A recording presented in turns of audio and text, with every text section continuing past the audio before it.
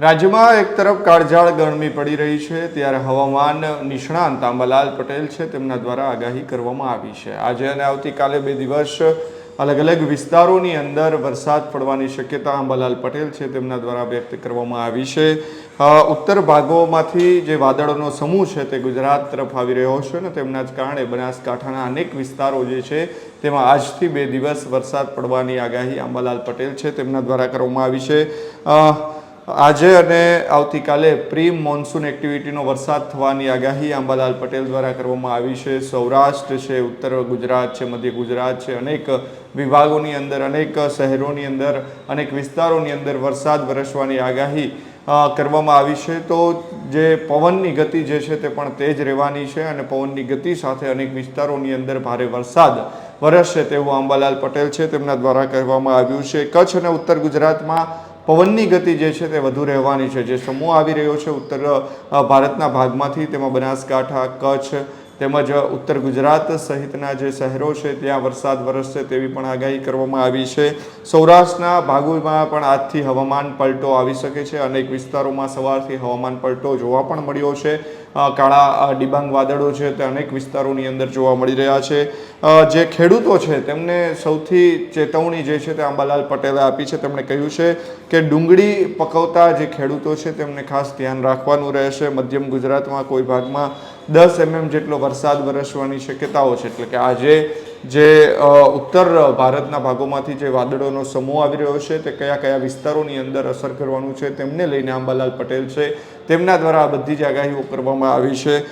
કેટલાક ભાગો એવા છે, કેટલાક વિસ્તારો એવા રહેશે કે જ્યાં ગાજવીજ સાથે ભારે વરસાદ વરસવાની આગાહી પણ કરી છે। તો પ્રી મોન્સૂન એક્ટિવિટીનો વરસાદ થવાની આગાહી આંબાલાલ પટેલ છે તે તેમના દ્વારા કરવામાં આવી છે। આમ તો છેલ્લા કેટલાક દિવસથી આગાહીઓ કરવામાં આવી રહી છે। 3 તારીખથી 11 તારીખ સુધી વરસાદની આગાહી અલગ અલગ હવામાન નિષ્ણાંતો છે, હવામાન વિભાગ છે તેમના દ્વારા પણ કરવામાં આવી રહી છે। ત્યારે અનેક વિસ્તારોમાં તેમની અસર પણ દેખાઈ રહી છે। ત્યારે હવે આજે અને આવતીકાલે આ 2 દિવસ ખાસ મહત્વના રહેશે, કારણ કે રાજ્યના અલગ અલગ જે ભાગો છે તેમાં વરસાદ થવાનો છે। પ્રી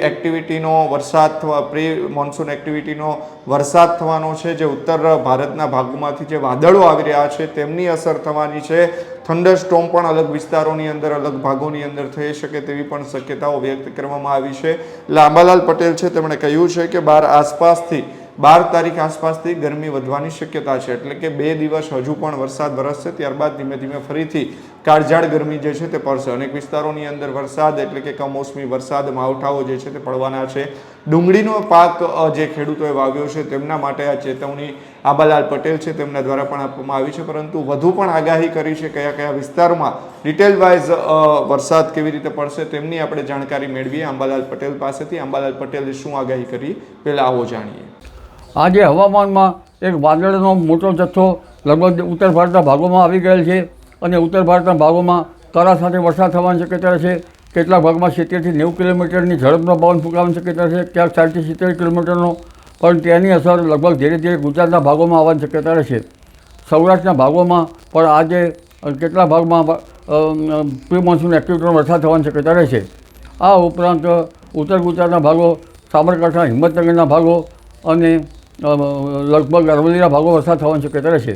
જેમાં પ્રી મોન્સૂન એક્ટિવિટીનો વધુ વરસાદ હિંમતનગરના ભાગોમાં થવાની શક્યતા રહેશે અને ત્યારબાદ મધ્ય ગુજરાતના ભાગોમાં પણ પલટો આવશે અને વડોદરાના ભાગો, કેટલાક આણંદના ભાગોમાં પણ પ્રી મોન્સૂન એક્ટિવિટી વરસાદ થવાની શક્યતા રહેશે।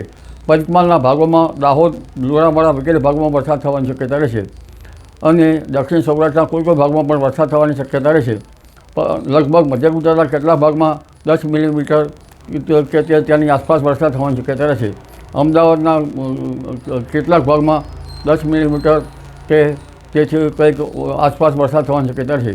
ગાંધીનગરના ભાગોમાં પણ 10 મિલીમીટર કે તેથી કંઈક ઓછો વરસાદ થવાની શક્યતા રહેશે। જોકે ઉત્તર ગુજરાતના ભાગોમાં તો 40 ml જેવો પણ પવનની ગતિ વધારે છે।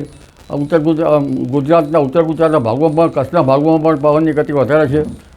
ગુજરાતના અન્ય ભાગોમાં પણ પવનની ગતિ વધારે છે। ગાજવીજ સાથે કેટલાક ભાગમાં કરા પડવાની પણ શક્યતા રહેશે અને વરસાદ થવાની શક્યતા રહેશે। તારીખ 12 આસપાસ હવામાન ચોખ્ખું થતું જશે અને ગરમી વધતી જશે. 15મી એપ્રિલ સુધીમાં ગરમીનો આંક ઊંચો થતો જશે અને ધીરે ધીરે મહત્તમ ઉષ્ણતામાન 42-43 ડિગ્રી સેલ્સિયસ જેવું થઈ જવાની શક્યતા રહેશે. જી તો અંબાલાલ પટેલ છે તેમણે આગાહી કરી છે. તેમણે કહ્યું છે કે અનેક ભાગોની અંદર કરા પણ પડવાની શક્યતાઓ છે. સૌરાષ્ટ્ર, ઉત્તર ગુજરાત, મધ્ય ગુજરાતના અનેક ભાગોમાં કરા પડવાની શક્યતા તેમના દ્વારા વ્યક્ત કરવામાં આવી છે.